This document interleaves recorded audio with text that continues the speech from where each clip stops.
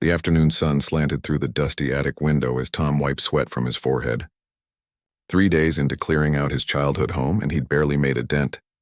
His mother had passed away peacefully 6 weeks ago at the age of 87, leaving behind 64 years' worth of memories tucked into every corner of the old house. Just one more box, he promised himself, glancing at his watch. His daughter would be picking him up for dinner in an hour, and he wanted to at least finish going through this section of the attic today. The cardboard box in question sat pushed against the far wall, unmarked and sealed with yellowing tape that crumbled at his touch.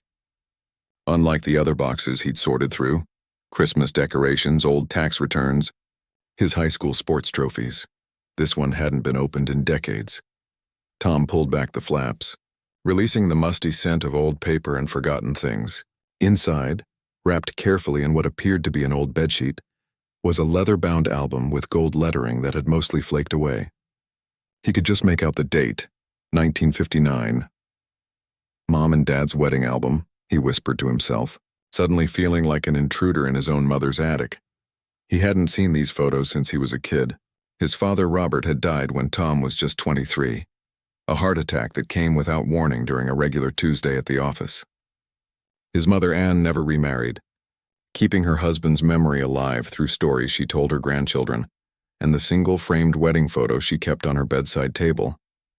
But this album, this was different. This wasn't just the carefully chosen highlight that had sat by her bed for decades. This was the complete record.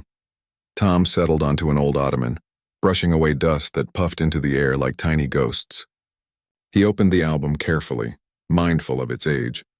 The first page contained a pressed flower, probably from his mother's bouquet, and handwritten details of the ceremony in his mother's neat script. St. James Church, May 16, 1959, the happiest day. He turned the page and there they were. His parents, impossibly young.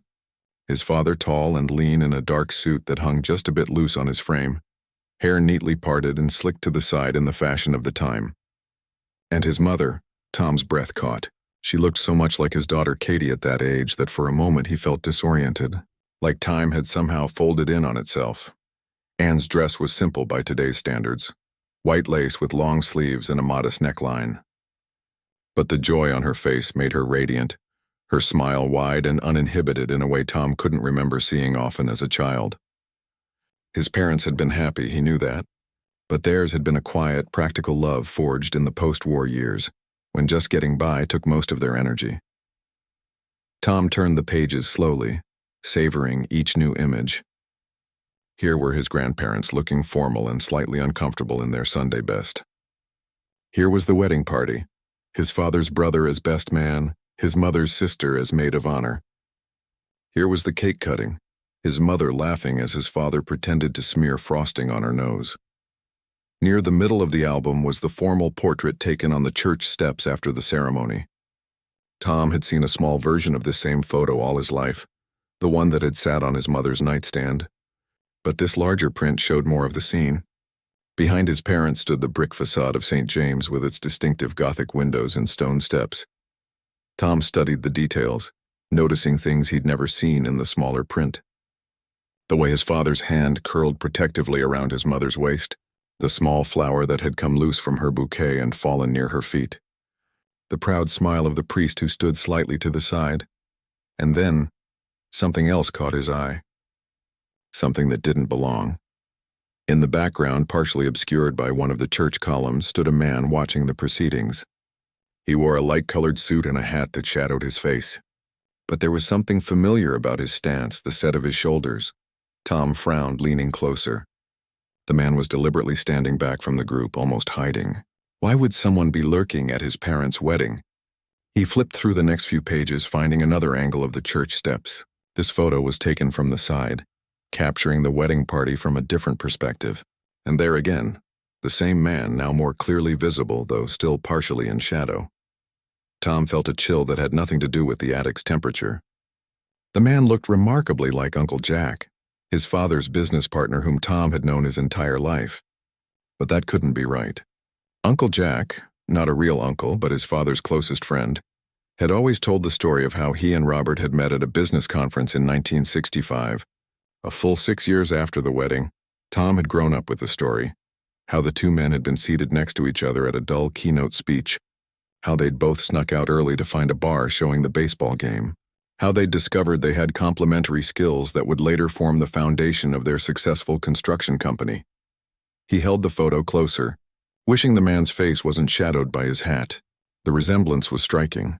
The height, the lean build, the way he stood with weight shifted slightly to one side. Could it be a coincidence? Some wedding guest who just happened to look like Jack? Tom's phone buzzed in his pocket, startling him. A text from Katie. "On my way, Dad. Be there in 20. He glanced at his watch, surprised to find that he'd been lost in the album for nearly 40 minutes. He should pack up and head downstairs, wash the attic dust off his hands before his daughter arrived. Instead, he took out his phone and snapped several photos of the wedding album pages, zooming in on the mysterious figure in the background. Then he carefully rewrapped the album and placed it in a box he'd designated for keeping. During dinner that night at Katie's house, Tom found himself distracted, his mind repeatedly drifting back to the photos. "Earth to Dad," Katie said, waving her hand in front of his face. "You haven't heard a word I've said, have you?" "Sorry, sweetheart," he said, forcing a smile. "The attic was hot today. I think it took more out of me than I realized." "You should take a break tomorrow," she said, concern furrowing her brow. "Maybe I can come help on the weekend." "Actually," Tom said, making a decision, "I think I'm going to drive up to Pine Ridge tomorrow." "Pine Ridge? What's there?" "Uncle Jack's retirement home. I haven't visited him in a while." Katie nodded approvingly. "That's nice of you. How's he doing these days?" "Good days and bad days," Tom said. Jack was 86 now, his once sharp mind increasingly clouded by dementia, but he still remembers the old days pretty well. It's just recent things he struggles with.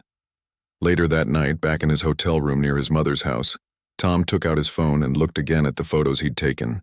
The more he studied them, the more convinced he became that the mysterious figure was indeed Jack. The question was, why? Why would Jack have been at his parents' wedding years before he supposedly met his father? Why had they maintained the fiction of meeting later? What else about his father's life, and by extension his own family history, might not be as he'd always believed? Tom lay awake for hours, memories shifting and reforming in his mind. He recalled countless family dinners with Uncle Jack present, business trips where Jack and his father would bring him along as a boy, fishing excursions and baseball games. Jack had been a constant in his life, stepping in even more after his father died, helping his mother with finances and being a male role model for teenage Tom. Had it all been built on some kind of deception? In the morning, Tom packed an overnight bag and the wedding album. Pine Ridge Senior Living was a 3-hour drive north, situated on a beautiful wooded property that justified its considerable expense. Jack had no children of his own, and his wife had passed years ago, but he'd done well financially and could afford the best care in his final years. As Tom drove, he rehearsed what he would say. How do you ask someone you've known your whole life why they've apparently been lying to you for over 60 years? The truth, he decided, was the simplest approach. He would show Jack the photos and ask directly. If Jack was having a good day, if his mind was clear, Tom might finally get some answers. What he couldn't anticipate was how those answers would reshape everything he thought he knew about his family. Pine Ridge Senior Living Center looked more like a country club than a retirement home. With its sprawling gardens and colonial-style architecture, Tom parked his car and sat for a moment, the wedding album on the passenger seat beside him. His stomach knotted with anticipation and a touch of dread. What if he was wrong? Worse still, what if he was right? The lobby smelled of fresh flowers and furniture polish. At the reception desk, a young woman with a bright smile greeted him. "I'm here to see Jack Wilson," Tom said, signing the visitor log. "Oh, Mr. Wilson. He'll be so pleased. He doesn't get many visitors these days," she said, her voice dropping slightly on the last words. "He's having breakfast in the sunroom. I can take you there." Tom followed her through wide hallways decorated with landscape paintings and photographs of residents at various activities. The sunroom lived up to its name, wall-to-wall windows overlooking a garden where birds flitted between feeders. Jack sat alone at a small table, carefully cutting a piece of toast into precise triangles. His once imposing frame had shrunk with age, shoulders curved inward. But his eyes, when he looked up and saw Tom, still flashed with the sharp intelligence that had made him a successful businessman. Tom. What a surprise. Jack's face lit up, years seeming to fall away momentarily. Did we have a date? My memory isn't what it used to be. No date, Tom said, bending to hug the older man before sitting across from him. Just thought I'd come see how you're doing. 3-hour drive just to check on an old man. Jack raised an eyebrow, a familiar gesture that brought a rush of affection. I may be losing my marbles, but I can still smell when something's cooking. Tom laughed despite his nerves. You always could read me like a book, Uncle Jack. They chatted about ordinary things first. The food at Pine Ridge, decent. The other residents, some nice, some grumpy. Jack's health, good days and bad.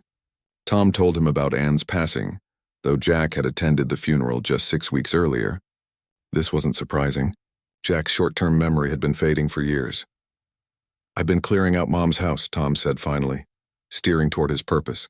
Found some interesting things in the attic yesterday. Jack nodded, sipping his coffee. Anne was a keeper. Never threw anything away that might have meaning someday. I found their wedding album, Tom said, watching Jack's face carefully. The complete one, not just the few photos Mom kept out.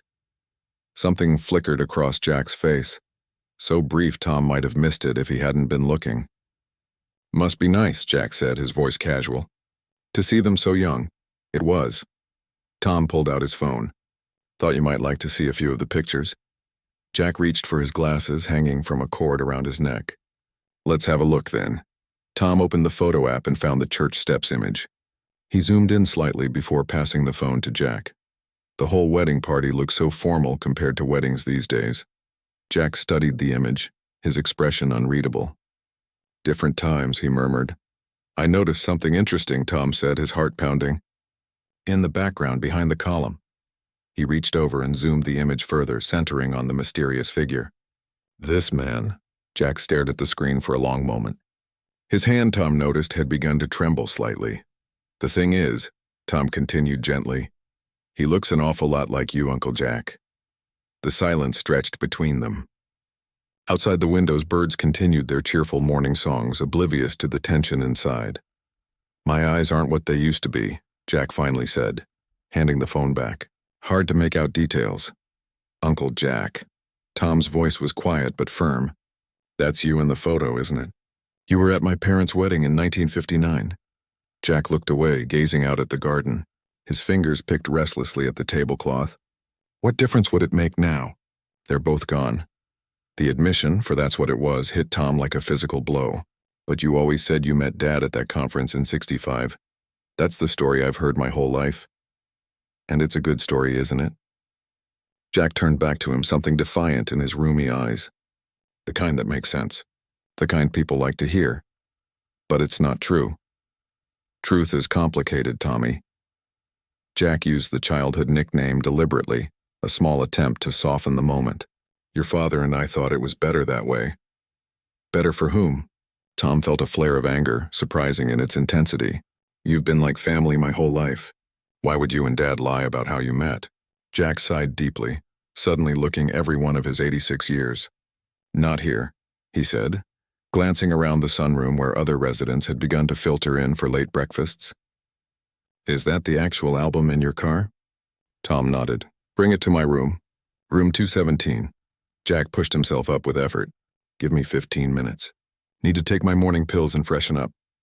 He shuffled away, leaning heavily on his cane, leaving Tom with more questions than answers. 20 minutes later, Tom knocked on the door of room 217. Jack's quarters were spacious, a sitting area with comfortable furniture, a small kitchenette, a separate bedroom visible through an open door. Photos lined the bookshelves. Jack with Tom's father breaking ground on their first major construction project. Jack as best man at Tom's wedding. Jack holding Tom's daughter Katie as a newborn. A lifetime of connections built on what now appeared to be a foundation of deception. Jack gestured to an armchair. Let me see it. The album. Tom handed it over, watching as Jack opened it with reverent care. The old man paged through slowly, pausing occasionally, a small smile playing at his lips despite the gravity of the moment. She was beautiful, your mother, Jack said softly. Robert was the luckiest man I knew. When he reached the church steps photo, Jack's fingers hovered over the image of himself partially hidden in the background. Didn't realize I was visible in this shot. Thought I'd stayed far enough back. Why were you hiding? Tom asked. And why pretend for all these years that you didn't know Dad until later? Jack closed the album and met Tom's gaze. I knew your father long before 1959, Tom. We grew up together in Millfield. Tom stared in disbelief. That's impossible. Dad grew up in Claiborne. His parents, my grandparents, lived there until they died. The Wilsons moved to Claiborne when Robert was 16, Jack corrected. Before that, we were next-door neighbors from the time we were 5 years old. That makes no sense, Tom protested. Why would Dad never mention knowing you as a child? Why create this whole fiction about meeting at a conference? Jack's eyes took on a distant look. Because of what happened in the summer of 1952, he fell silent, lost in memory. Tom waited, his patience thinning. Uncle Jack, what happened in 1952? The old man blinked, returning to the present. I need to show you something. He rose with effort and went to his closet, retrieving a small lockbox from the upper shelf. He fumbled with the key, his hands shaking more pronounced now. Here, he said, returning to his seat. He opened the box and removed an envelope, yellowed with age. These will explain better than I can. Tom accepted the envelope. Inside were letters, the paper thin and delicate, written in his father's distinctive handwriting. The first was dated September 3rd, 1952. It began, Dear Jack, I know you probably never want to hear from me again, but I had to write. I can't tell you the whole story today, Jack said, his voice wavering. It takes too much out of me, and some days my memories get jumbled. Take these home, read them. They're private, between your father and me, but you deserve to know. Know what? Tom pressed. That sometimes the people we love most keep secrets not to hurt us, but to protect us, or to protect themselves from judgment. Jack's eyes welled with sudden tears. Your father was a good man, Tom, the best I've ever known.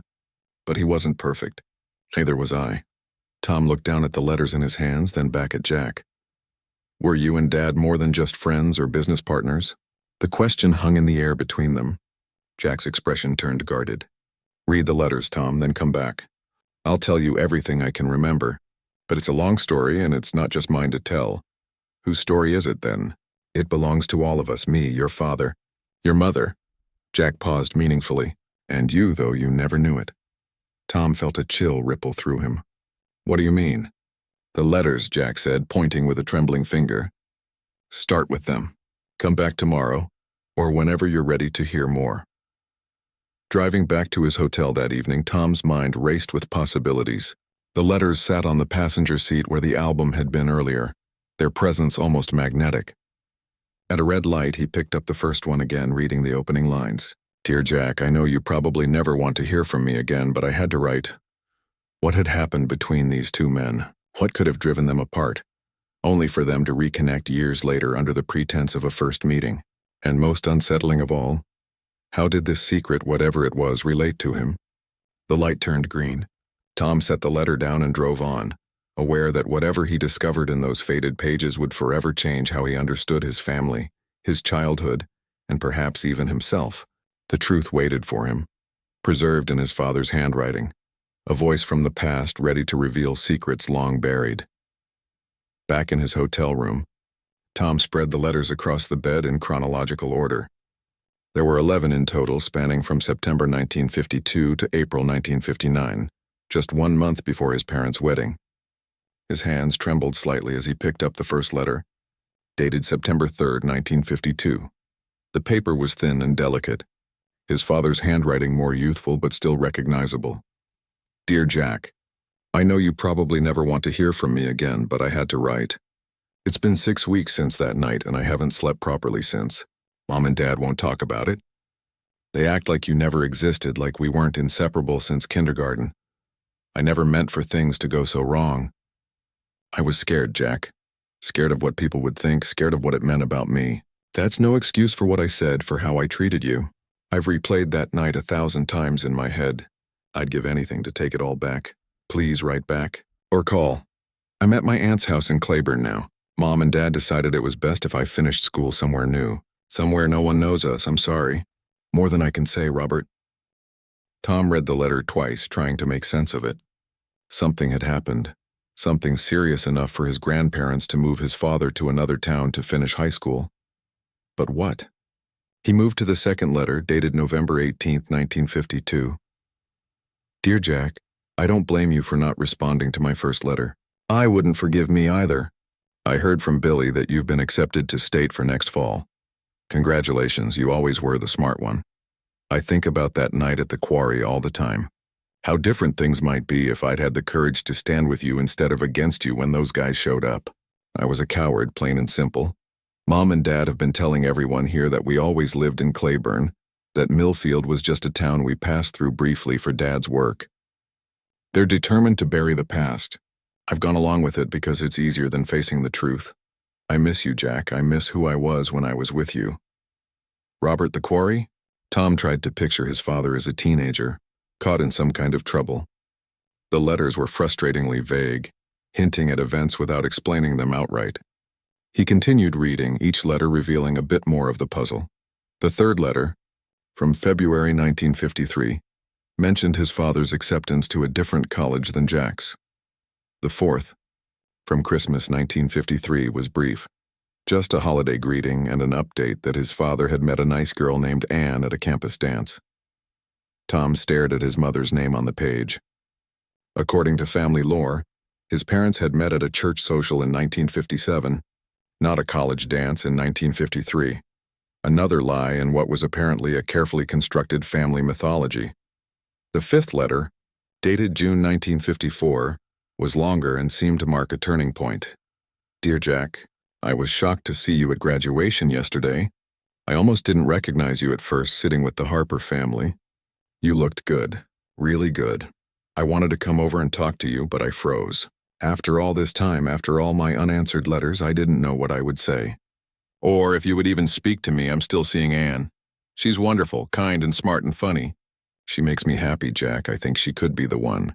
But sometimes late at night, I wonder if I'm being fair to her. She doesn't know about my past, about us, about who I really am or might have been if things had gone differently. I've decided to stop writing after this letter. It's clear you've moved on, and I should too. I'll always regret what happened, and I'll always miss the friendship we had. Goodbye, Jack. Robert Tom set the letter down, his mind racing. The friendship they had. Or something more. The hints were there, but his father had never spelled it out explicitly.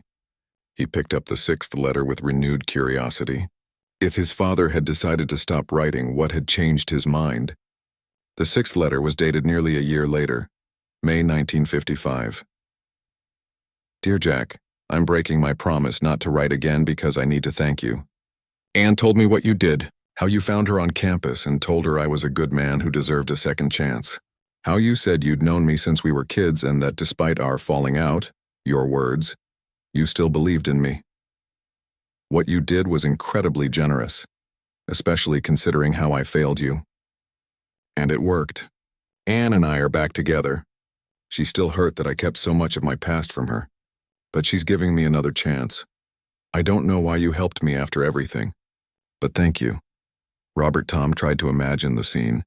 Jack tracking down his mother on her college campus, advocating for his father despite whatever betrayal had occurred. It didn't fit the simple narrative of business partners meeting at a conference years later. These were lives deeply intertwined, with a complex history his parents had chosen to hide. The seventh letter revealed that his father and Jack had met in person, had coffee, and begun the slow process of rebuilding their friendship. The eighth and ninth documented more meetings, careful conversations, the gradual return of trust. The 10th letter, dated January 1959, made Tom sit up straight. Dear Jack, Anne and I are getting married in May. I'm still in shock that she said yes. She knows everything now about Millfield, about what happened at the quarry, about you and me and what might have been. I've never been more scared than when I finally told her the whole truth, but she just held my hand and said she loves all of me, even the parts I've been afraid to show the world. I want you to be my best man. I know it's a lot to ask, and I'll understand if you say no. Bill has already agreed to step in if needed, but it should be you standing beside me. It always should have been you. Let me know what you think. No pressure. Robert Tom's hand shook as he picked up the final letter, dated April 1959, just weeks before the wedding. Dear Jack, I understand your decision, even though I'm disappointed. You're right that it would raise too many questions from people who knew us back in Millfield. And you're right that it might overshadow the day for Anne. She deserves a perfect wedding, free from whispers and old gossip. Your compromise solution makes sense. Come to the ceremony as a guest, not in the wedding party. Sit in the back. We can say hello briefly, as old acquaintances might. Then in a few years, we'll meet again publicly and can build a friendship that the world can see. It's not ideal, but it's practical. As you always were. I'll see you on May 16th, even if I can't acknowledge what you mean to me. Robert Tom let the letter fall to the bedspread, pieces clicking into place. The man lurking in the background of the wedding photos. Jack had been there as a guest, deliberately keeping a low profile. Years later, they had staged their first meeting at the business conference, allowing them to rebuild their friendship in public without raising questions about their past. But what exactly was that past? What had happened at the quarry? What had his father meant by you and me and what might have been? Tom picked up his phone and scrolled through his contacts until he found the name he was looking for. His father's cousin Hal, now in his early 80s but still sharp as a tack. If anyone would know the truth about Millfield and his father's youth, it would be Hal. The phone rang 4 times before Hal's gravelly voice answered. Tom, this is a surprise. Hey, Hal, sorry to call out of the blue. I've been clearing out Mom's house and found some old letters that raised questions about Dad's past. A long pause. What kind of questions? About Millfield. About Dad and Jack Wilson. About something that happened at a quarry in 1952. The silence on the other end stretched so long that Tom thought the call might have dropped. Finally, Hal sighed. I wondered if this would come up someday. Your dad made us all promise never to talk about it. Said he wanted to protect you kids from the ugliness of those times. I'm not a kid anymore, Hal. I'm 63 years old. I deserve to know the truth about my father. You're right. Another heavy sigh. But not over the phone. I live just 2 hours from you. Why don't you come by tomorrow? Bring those letters. And the wedding album too, if you found it. How did you know about the wedding album? Because I was there too, Tom. Standing right next to your dad when he saw Jack slip into the back of the church. I'm the only one who knew the whole story. Well, me and your mother, God rest her soul. Tom felt a chill run through him. I'll be there tomorrow morning. After hanging up, Tom returned to the letters, reading them again with new eyes. The picture was becoming clearer, but he still couldn't see it fully. Whatever had happened in 1952 had been significant enough to separate 2 close friends, to make his grandparents move to a new town and pretend they'd never lived elsewhere, to create a lifetime of careful lies and omissions. He picked up the wedding album from the nightstand and opened it to the church steps photo. His father and mother, young and hopeful, starting their life together. And in the background, Jack, a ghost from his father's past watching from the shadows. Tomorrow he would learn the truth. For now, he carefully returned the letters to their envelope and placed it inside the wedding album. Then he lay back on the bed, staring at the ceiling, wondering how many other secrets might be hidden in his family's history, and whether knowing them would bring clarity or just more questions. Hal lived in a modest bungalow on the outskirts of Riverdale, a small town that had somehow resisted being swallowed by suburban sprawl. The house was well maintained, with a neatly trimmed lawn and flower beds bursting with late spring blooms. As Tom pulled into the driveway, he spotted an elderly man watching from the porch, still tall despite his years, with the same strong jaw that Tom saw in old photos of his father. You look more like Robert every year, Hal said as Tom approached, extending a weathered hand. Come on in. Coffee's ready. Inside, the house was a time capsule of mid-century furnishings, preserved not out of some retro design choice, but simply because Hal had never seen reason to replace perfectly good furniture. Photos lined the mantel, many featuring Tom's father as a young man, some with Hal, others with people Tom didn't recognize. That's Millfield High. Baseball team of 51, Hal said, noticing Tom's interest in one particular photo. Your dad was the pitcher. Jack caught. They were quite the duo on the field. Tom studied the faded photograph. There was his father, impossibly young in his baseball uniform, arms slung around the shoulders of a lanky boy with a catcher's mitt. Jack, looking so different yet somehow the same. Both teenagers grinned at the camera, radiating the easy confidence of youth. They look happy, Tom said. They were, inseparable from grade school on. Hal gestured toward the kitchen. Let's sit. This isn't a short story. At the kitchen table, with mugs of coffee between them, Tom placed the letters and wedding album on the scratched wooden surface. Hal touched the album gently. Anne was a remarkable woman, he said. Not many in those days would have accepted what Robert told her. And what exactly did he tell her? Tom asked, unable to wait any longer. What happened at the quarry, Hal? What was between my father and Jack? Hal took a long sip of coffee as if fortifying himself. They were in love, Tom. Or as much as two 17-year-old boys could be in 1952. Different world back then. The kind of world where that sort of love could get you killed. Though Tom had begun to suspect as much from the letters, hearing it stated so plainly sent a jolt through him. They were together? Not in the way you're thinking. Not physically, at least that's what Robert told me. But emotionally? Yes. They knew what they felt was more than friendship, even if they hardly had words for it back then. Hal leaned back in his chair, eyes distant with memory. It all came to a head that summer, July 14th, 1952. Hot night, the kind where the air sits heavy on your skin. The quarry was where local kids went swimming, old limestone pit that had filled with water. Dangerous as hell, but we were teenagers. Thought we were immortal. Tom could picture it, the abandoned quarry, the still water reflecting moonlight. Teenagers seeking relief from the summer heat. Robert and Jack went there that night, thinking they'd have the place to themselves. They'd been talking for weeks, trying to figure out what they meant to each other, what it would mean for their futures. Hal shook his head.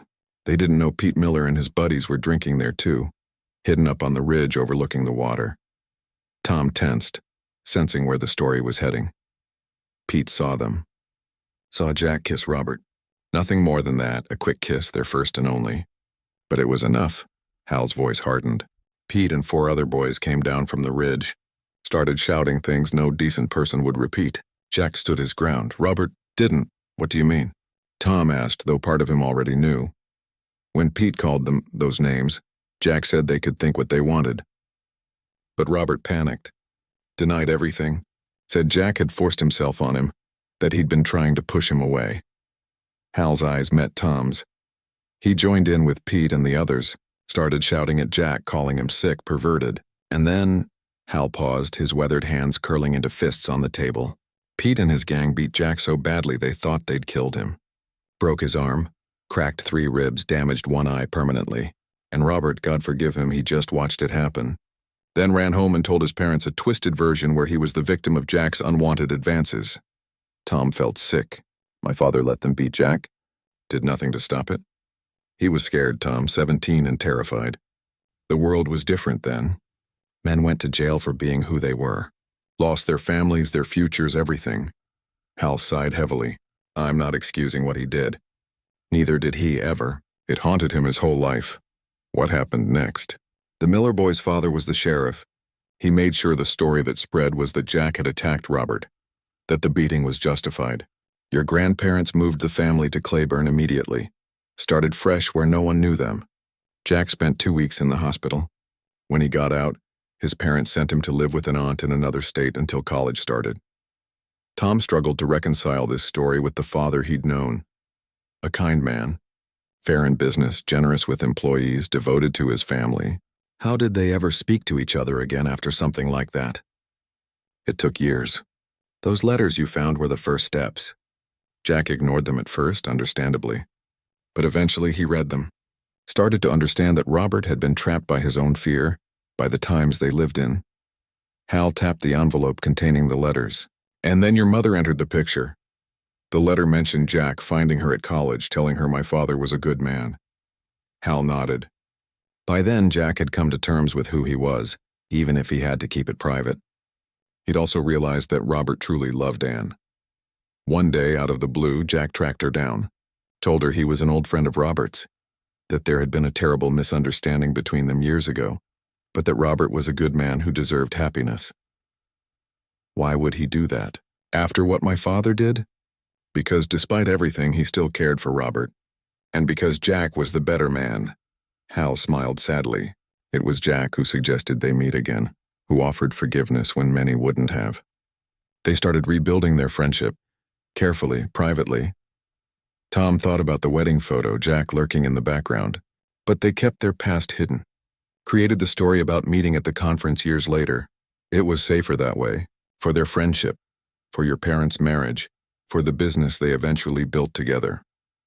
Hal reached for the wedding album, opening it to the church steps photo. Jack came to the wedding as Robert's gesture of reconciliation, but they agreed he would stay in the background. No one who knew them from Millfield was there except me, and I was sworn to secrecy. And my mother? She knew everything? Everything. Robert told her the whole ugly truth before they got engaged.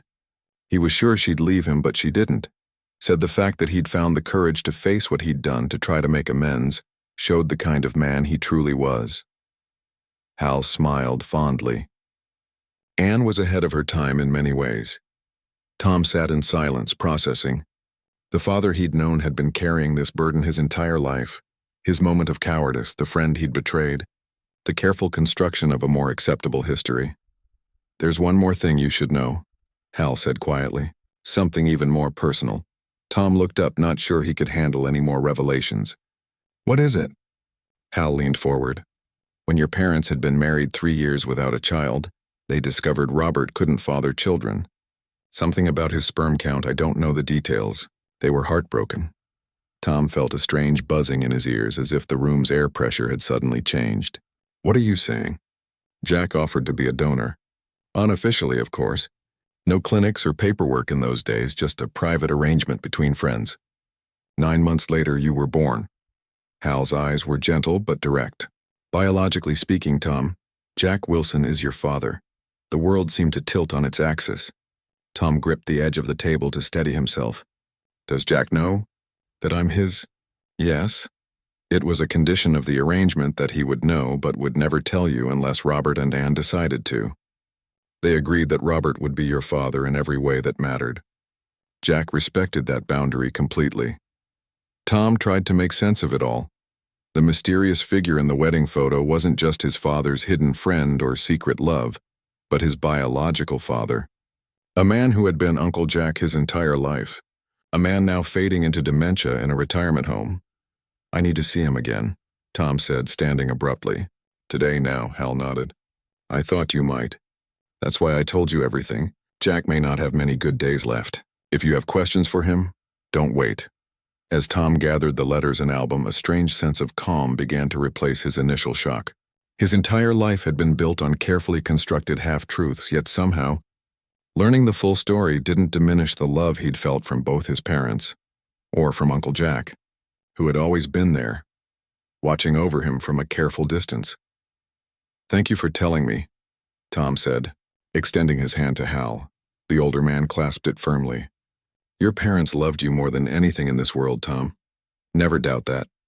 And so does Jack in his way, Tom nodded, suddenly eager to return to Pine Ridge. The mystery of the wedding photo had led him to a truth far more profound than he could have imagined. A truth about love, forgiveness, and the complicated hearts of the people who had shaped his life. The drive back to Pine Ridge seemed both impossibly long and much too short. Tom's mind raced with questions, memories reshaping themselves in light of what he now knew. All those fishing trips with Uncle Jack, the way Jack had stepped in after his father died, the mysterious resemblances people had occasionally commented on. You have your uncle's eyes, a family friend had once said, quickly corrected by Tom's mother. It all made sense now. The secret hiding in plain sight his entire life. By the time he pulled into the Pine Ridge parking lot, the afternoon sun was beginning to soften toward evening. Tom sat in his car for several minutes, hands gripping the steering wheel, trying to decide what he would say. How do you begin a conversation like this? What words could possibly bridge the chasm of 60 years of secrets? The wedding album sat on the passenger seat beside him. Tom picked it up, opened it to that fateful photograph. His parents on the church steps and Jack, his biological father, lurking in the background. Present but hidden, just as he had been throughout Tom's life. At the reception desk, the same young woman from yesterday greeted him with a smile. Mr. Wilson mentioned you might be back today. He's been asking about you all morning. Is he having a good day? Tom asked, suddenly worried about Jack's mental state. What if he didn't remember their conversation from yesterday? What if he couldn't handle the confrontation to come? One of his best in weeks, she assured him. The doctor thinks seeing you might have given him a boost. He's in the garden if you'd like to join him there. The garden wrapped around the back of the facility, a thoughtfully designed space with winding paths, benches tucked into private nooks and beds of colorful flowers. Tom found Jack seated beneath an old oak tree, a book open but unread in his lap, gaze fixed on the distant horizon. You came back, Jack said without turning. Somehow he had known Tom was there. I wasn't sure you would. I talked to Hal, Tom said simply, taking the seat beside him. Jack nodded slowly. And now you know everything. Do I? Tom set the wedding album between them. Because it feels like I don't know anything anymore. Not who my father was. Not who you are. Not even who I am. You're the same person you've always been, Tom. Jack finally turned to look at him, eyes clear and present in a way they hadn't been the day before. Nothing's changed except what you know. Everything's changed, Tom countered, unable to keep the edge from his voice. My whole life has been built on lies. The story of how my parents met. How you and Dad became friends. Who my real father is. Robert was your real father, Jack said firmly. In every way that matters. But biologically, biology is just chemistry. Family is something else entirely. Jack sighed, closing his book. I know you're angry. You have every right to be. But try to understand. We did what we thought was best in a world that didn't allow much room for people like me. Like your father and me? Tom felt some of his anger deflate. Hal told me what happened at the quarry. What Dad did. How could you ever forgive him for that? Jack was quiet for a long moment, his weathered hands folded atop the closed book. I didn't for a long time. His letters went unanswered for years. I was angry, hurt beyond words. What he did nearly destroyed me. Then why? Why seek out my mother? Why become his friend again? Why agree to father his child? Because holding on to hate is like drinking poison and waiting for the other person to die. Jack smiled sadly. I learned that the hard way. By the time I reached out to Anne, I had come to understand something about Robert and about myself. What's that? That we're all capable of terrible mistakes when we're afraid.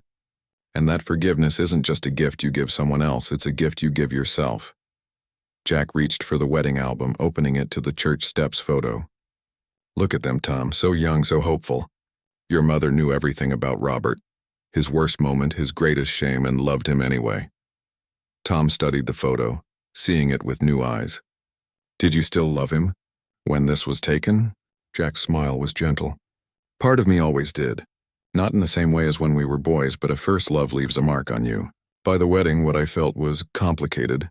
I was happy for them, truly, and I had made my own peace with who I was, even if I had to keep it private.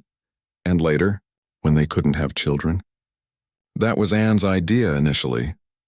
Jack turned the page of the album where a photo showed Robert and Anne cutting their wedding cake. She approached me, not Robert. Said it would be meaningful, symbolic somehow, a way of healing old wounds completely. Robert resisted at first, thought it would be too strange. But eventually he saw it as I did, as a gift I could give them that no one else could. With the condition that you would know. That you would be part of my life, Jack nodded. As Uncle Jack, nothing more. I never overstepped, never tried to be more than what they asked me to be. All those years. Tom shook his head in wonder. All those birthday cards, fishing trips, the college fund you helped with.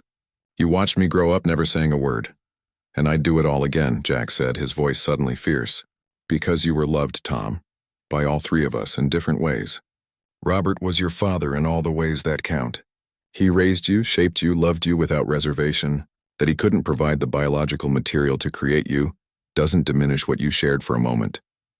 Tom fell silent, absorbing the intensity of Jack's words. Around them, the garden hummed with late afternoon life. Bees moving lazily between flowers. Birds calling from the trees.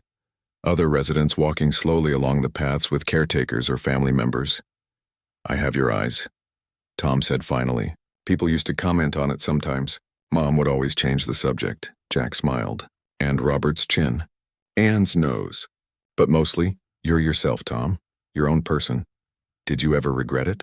The arrangement? Only that I couldn't acknowledge you openly. But regret the decision? Never.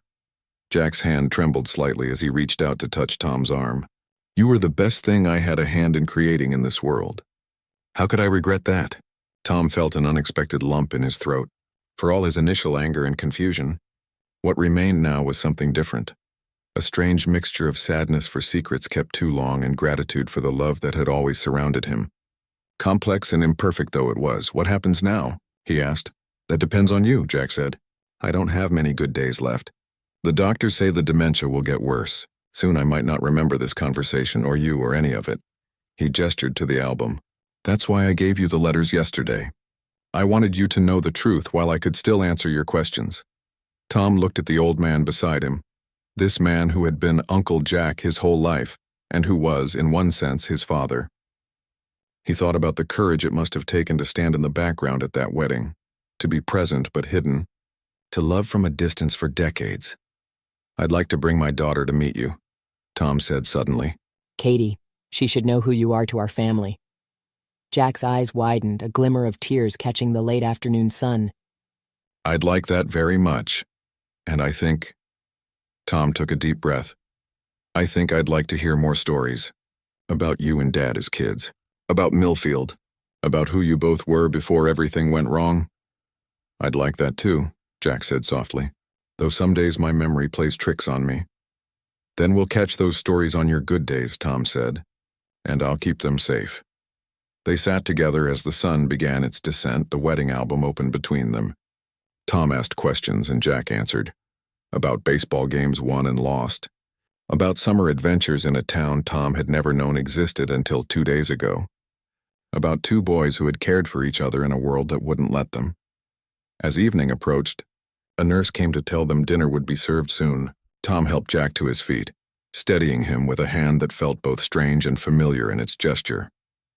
Thank you for coming back, Jack said as they walked slowly toward the building, for giving an old man a chance to explain. Thank you for waiting for me to be ready to hear it, Tom replied. Before they went inside, Tom paused and removed the church steps photo from the album. I'd like you to have this, he said, offering it to Jack. You shouldn't be hidden in the background anymore. Jack accepted the photo with trembling hands. Are you sure Anne would approve? It was her wedding album.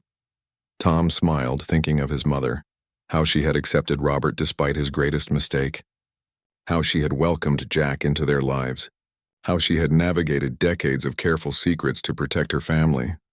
I think, he said slowly, that Mom would say it's about time we brought everything into the light.